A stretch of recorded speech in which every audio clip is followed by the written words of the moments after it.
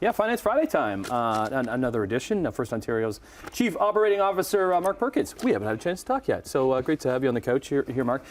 So it is March 1st, and March is Fraud Prevention Month, and it's an important time because you have so much with the CRA and tax season and all of that.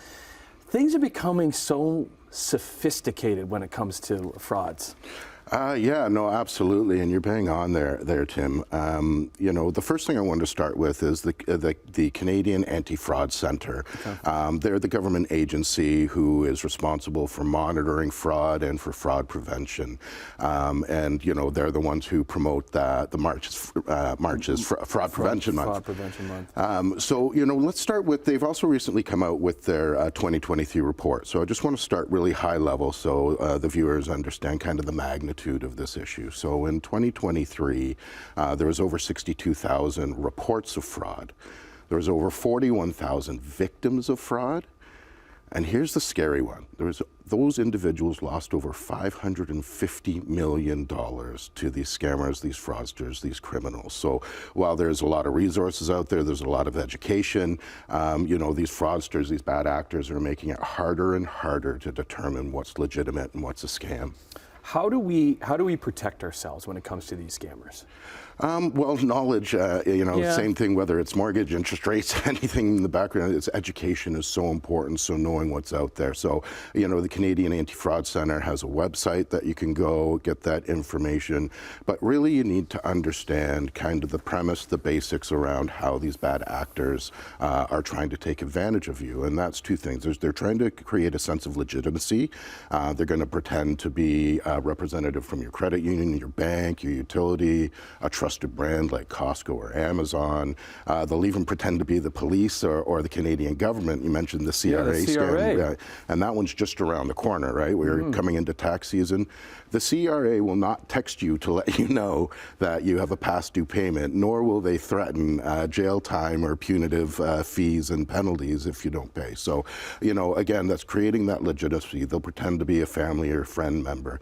And it'll come from every direction: email, phone, text. Text is the big one that I find. Every morning I'm getting up and I have a couple of text messages from a number that I don't know saying that I need to click here to do something such and such. Like text messages for me are even more than, well, the emails a lot of the time they go into the junk box, so you can't keep up with all of them. But the text message, it's feeling that much more personal where they do have my number and texting you. And so just delete those. That's really important. And it's creating that anxiety and that urgency over a time frame to act because there's going to be a consequence. And in some cases, it'll be the removal of a good. They'll say, we've been trying to track you down for ages. We finally got a hold of you.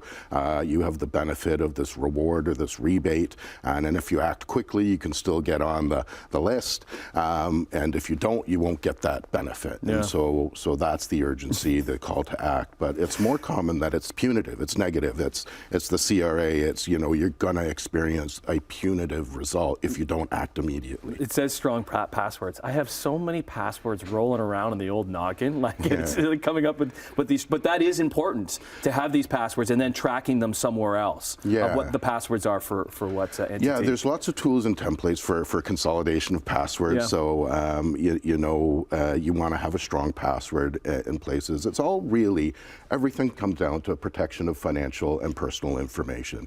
So verifying who you're dealing with and ensuring that anybody who's asking that for information is a legitimate source.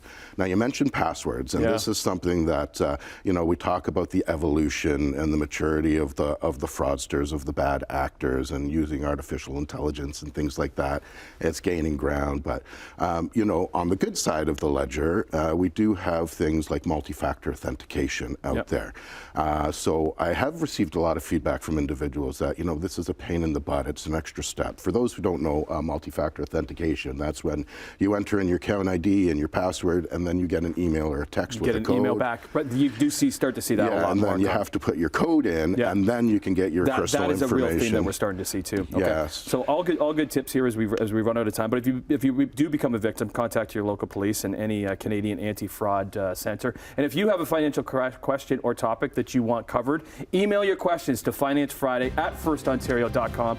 The question or topic is covered on air. You'll receive a gift card from First Ontario.